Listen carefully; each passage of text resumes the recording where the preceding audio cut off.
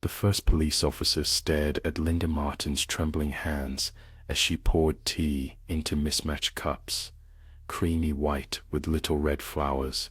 The room looked perfect, but no one else sat around her polished oak table. Just her, one officer, and the shadows stretching long from the low light of dusk. Linda dabbed at her eyes, recalling how the Tuesday book club started like any other, a clink of laughter, a passing of scones, the warm talk spiraling through memories of their husbands and children. But she kept glancing at the big bay window, saying she'd seen strange lights lately, and last week, a man in a hooded coat on the sidewalk. They teased her at first, as book club friends do, but the jokes faded as Linda locked the back door for the third time that night. As the club discussed chapters and drank, Linda whispered, "Did anyone else hear footsteps outside?" No one had. Did anyone else see the flicker of a shadow shifting behind the fence? They rolled their eyes. Over sips of wine, Betty joked about inviting the mystery man in for a glass. The conversation grew nervous, then the lights flickered. Someone dropped a glass. Linda's memory spiraled, wild and sharp. She remembered screams, cold wind rushing, the smell of burning fabric, hands scrabbling in the dark. She told the officer how the stalker had rushed in, how they'd fought, how the women fell one by one, and she escaped, barely, leaving the doors open, running to neighbors who, she claimed, didn't answer.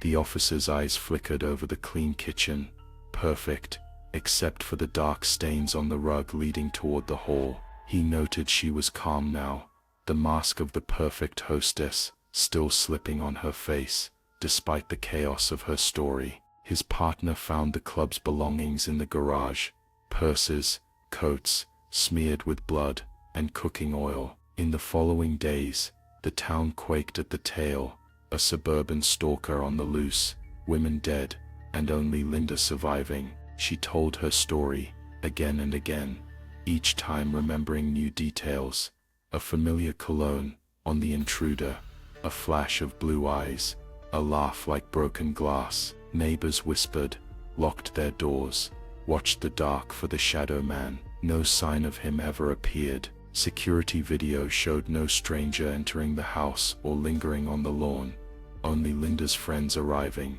bright and chatty, through the early evening light. Sometimes, from her window, Linda saw the faces of her book club friends, pale and pressed against the glass, lips moving, as if to warn her, but she always drew the curtains tight. At night, police cruisers crawled along her street, but the real terror, the thing that crept behind her eyelids, never appeared outside. Instead, in the silence just before sleep, Linda heard the echo of her own voice, calm and clear, recounting the perfect story of a monster only she could see. And she wondered, in that hush, if anyone, anywhere, truly believed her, or if, one day, the real stalker would step from the shadows after all, and finally come for her just as she deserved.